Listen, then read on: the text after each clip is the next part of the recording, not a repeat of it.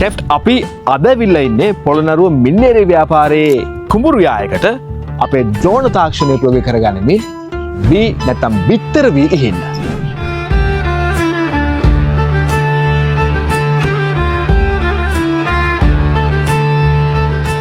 ශ්‍රී ලංකාවේ කෘෂිකර්මාන්තයේ යෙදෙන අපේ ගොවි මහතුරු දන්නවා ලංකාවට තියෙන බිත්තර වී කිව්වහම බිත්තර වී වර්ග දෙකයි.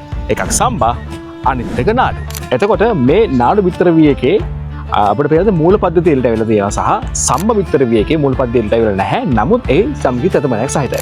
හොඳට මතක තියාගන්න මූල පද්ධතිය එලට ඇවිල්ලා තියෙන බිත්තර වී ඔයා භාවිතා කරනවා නම් එහි තෙතමනය හුඟක්ම අඩු වෙන්නට ඕනේ. හැබැයි ඔබ භාවිතා කරන්නේ මූල පද්ධතිය එලට ඇවිල්ලා නැති එලට එන්න සූදානමින් තියෙන බිත්තර වී වර්ගයක් නම් එහි මූල පද්ධතිය එලට පැමිණෙන්නට අවශ්‍ය කරන තෙතමනය තියෙනට ඕනේ. මේ දෙවර්ගයේම බිත්තර වී අපේ ද්‍රෝණ තාක්ෂණය ඔස්සේ ඔබට ඔබේ කුඹුරු යායටම එහින්න පුළුවන්.